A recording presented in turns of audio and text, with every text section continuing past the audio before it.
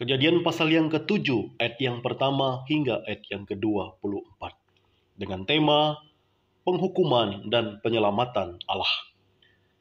Teks ini bercerita tentang peristiwa air bah, yang di dalamnya menceritakan tentang penghukuman Allah kepada manusia.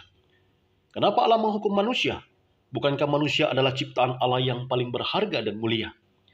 Bahkan dikatakan manusia diciptakan segambar dan serupa dengan Allah. Tentu jawabannya adalah karena manusia telah jatuh ke dalam dosa. Dan akibat dosa inilah yang dikatakan dalam kitab Kejadian pasal yang ke-6 ayat yang ke-5 bahwa kejahatan yang diperbuat manusia semakin besar di bumi dan segala kecenderungan hati manusia selalu membuahkan kejahatan. Karena alasan inilah sampai-sampai Allah pernah berkata bahwa Dia menyesal telah menjadikan manusia.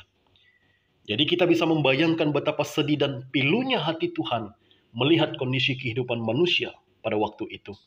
Sehingga Allah memutuskan untuk membinasakan semua umat manusia dengan mendatangkan air bah.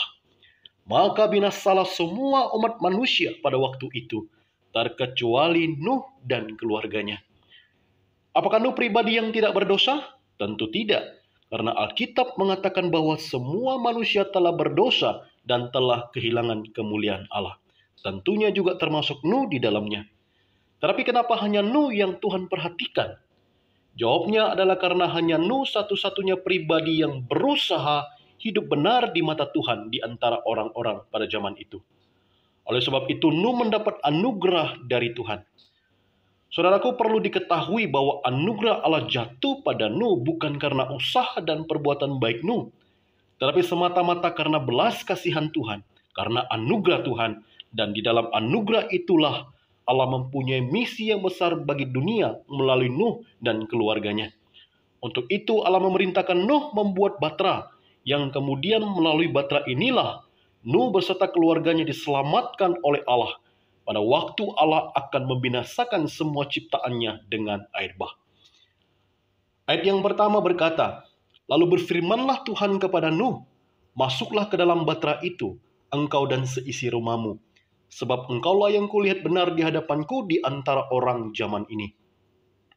Setelah mereka semua masuk ke dalam batra itu, kemudian Allah menurunkan hujan ke atas bumi selama 40 hari 40 malam lamanya. Dan Allah membuat terbelah segala mata air samudera raya, dan dahsyat dan terbukalah juga tingkap-tingkap di langit. 40 hari lamanya air bah itu meliputi bumi. Ayat yang ke-21 mencatat, lalu mati binasalah segala yang hidup di bumi, termasuk semua binatang dan semua manusia di dalamnya. Saudaraku, ini adalah hukuman Allah kepada manusia yang hidupnya tidak taat dan tidak benar di hadapan Tuhan.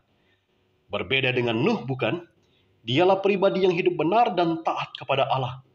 Kalau seandainya Nuh tidak taat pada perintah Allah untuk membuat batra, maka sudah pasti Nuh bersama dengan keluarganya juga akan dibinasakan oleh Allah. Karena orang yang berada di luar batra itu sudah pasti akan binasa oleh air bah.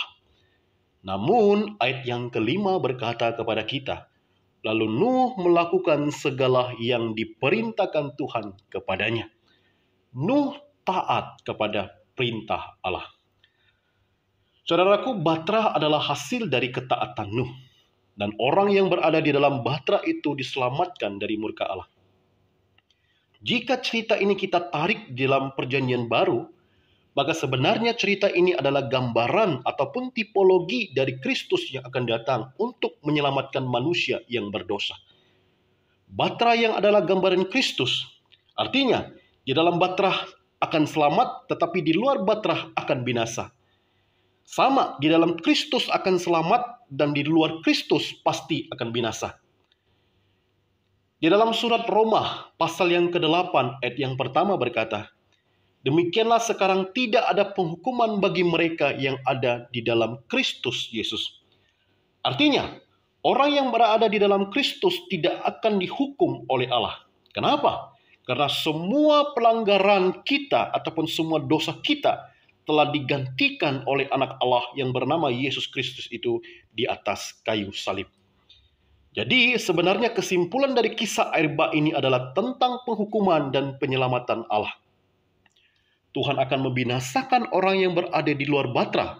Sama, Tuhan juga akan membinasakan orang-orang yang berada di luar Kristus. Dan Tuhan akan menyelamatkan orang yang berada di dalam Batra.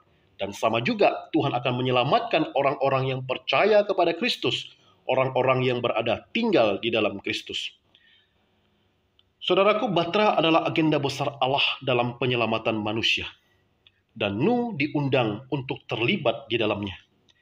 Saya yakin masing-masing dari kita juga mendapat undangan dari Allah untuk penyelamatan manusia. Namun yang menjadi kendalanya adalah apakah kita memilih taat atau tidak.